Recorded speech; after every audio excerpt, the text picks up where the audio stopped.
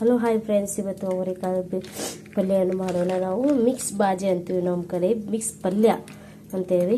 ನೋಡಿ ಒಂದ್ಸಲ ಮಾಡಿ ನೋಡಿ, ಮನೆಯಲ್ಲಿ ತುಂಬ ಚೆನ್ನಾಗಿರುತ್ತೆ. ಇದೆಲ್ಲ ನೋಡಿ ಸೋದ್ಕೊಂಡು ಇಟ್ಕೊಂಡೇವೆ. ಈಗ ಇದನ್ನು ಪಾತೆಲ್ಲ ಹಾಕೊಂಡು ಫ್ರೈ ಮಾಡ್ಕೋಬೇಕು. ಸ್ವಲ್ಪ ತುಂಬಾ ಅಂದರೆ ಭಾಳ ಕರ್ರಗೆ ಆಗುವಷ್ಟು ಮಾಡ್ಕೋಬಾರ್ದು, ತುಂಬಾ ಸ್ವಲ್ಪ ಫ್ರೈ ಮಾಡ್ಕೋಬೇಕು. ನೋಡಿ ಈ ಥರ ಫ್ರೈ ಮಾಡ್ಕೋಬೇಕು. ಇದಕ್ಕೆ ಟಮಾಟೆ ಇದು ಏನು ಹಾಕಬಾರ್ದು, ಹಾಕೋದು ಒಂದೇ. ಏನಂದರೆ ತುಂಬಾ ಉಳ್ಳಾಗಡ್ಡೆಯನ್ನು ಕಟ್ ಮಾಡ್ಕೋಬೇಕು.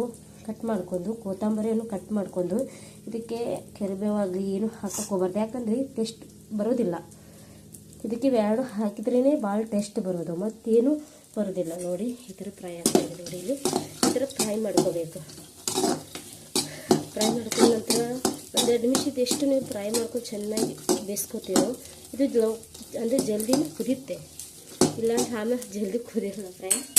ನೋಡಿ ಒಂದ್ಸಲ ಟೇಸ್ಟ್ ಮಾಡಿ ನೋಡಿ ನನಗೂ ಹೇಳಿ. ಹಾಗೆ ನನ್ನ ಸಬ್ಸ್ಕ್ರೈಬ್ ಮಾಡಿ ಪ್ಲೀಸ್. ಮನೆಯಲ್ಲಿ ಮಾಡೋ ಅಡುಗೆನ ಹೇಳ್ಕೊಡ್ತೇನೆ ನಾನು. ಅಂದರೆ ಹೋಟೆಲಲ್ಲಿ ತಿಂತೀರಲ್ವಾ, ಅಲ್ಲಿ ತಿಂದು ಸಾಕಾಗಿದೆ, ಮನೆಯಲ್ಲಿ ಮಾಡಬೇಕು, ಸ್ಪೆಷಲ್ ಮಮ್ಮಿ ಮಾಡೋ ಹಾಗೆ ಮಾಡಬೇಕು ಅಂದರೆ ನನ್ನ ಮಕ್ಕಳಿಗೆ ಭಾಳ ಇಷ್ಟ ಇದೆ.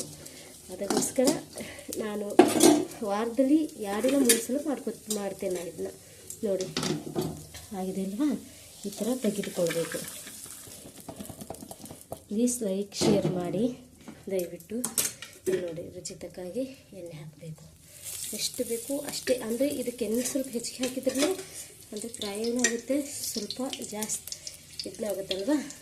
ಈಗ ನೋಡಿ ಕಾಂದ ಅಂದರೆ ಉಳ್ಳಾಗಡ್ಡೆ ಹಾಕಬೇಕು. ನೀವು ಉಳ್ಳಾಗಡ್ಡೆ ಎಷ್ಟು ಹಾಕ್ತೀರಾ, ಎಷ್ಟು ಫ್ರೈ ಮಾಡ್ತೀರಾ ನೀವು, ಅಷ್ಟೇ ಚೆನ್ನಾಗಿ ಸ್ಮೂತಾಗಿ ಮೃದುವಾಗಿ ಬರುತ್ತೆ. ಅಂದರೆ ತುಂಬ ಟೇಸ್ಟಾಗಿರುತ್ತೆ. ನೀವು ಒಂದ್ಸಲ ತಿಂದು ಮಾಡಿ ನೋಡಿ. ದಬ್ಬಾಳಿಯವರು ಮಾಡಿದ್ದೀನಿ ಚೆನ್ನಾಗಿ ಇಲ್ಲೋ ಅಂತೆಲ್ಲ ಹೇಳ್ಬೋದು. ಬೈಲರಲ್ಲಿ ಅಂದರೆ ಮೊದಲಿಂದಲೇ ನಿಮ್ಗೆ ವಿಡಿಯೋ ಮಾಡ್ತಾಯಿದ್ದೀನಲ್ವ, ಅದಕ್ಕೆ ಮಗು ಮಲಗಿದೆ, ಅಷ್ಟರಲ್ಲಿ ಜಲ್ದಿ ಮಾಡ್ತಾಯಿದ್ದೀನಿ. ಸ್ವಲ್ಪ ನೋಡಿ ಈಗ ನೋಡಿ ಬೇಯ್ತಾ ಇದೆ ಅಲ್ವಾ. ಈಗ ರುಚಿ ತಕ್ಕಂಗೆ ಸ್ವಲ್ಪ ಉಪ್ಪನ್ನು ಹಾಕಬೇಕು, ಅಂದರೆ ಸ್ವಲ್ಪ ಜಲ್ದಿ ಬೇಯ್ತಾ ಇದೆ. ಬೇಯ್ತಲ್ವಾ, ಈ ಥರ ಬೇಯುತ್ತೆ.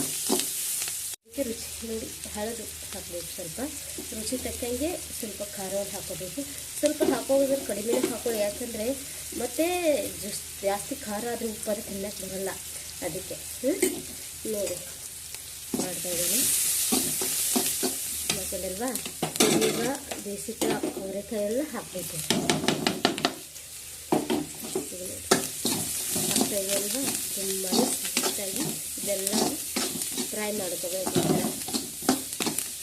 ಮಾಡ್ಕೊಂಡ ನಂತರ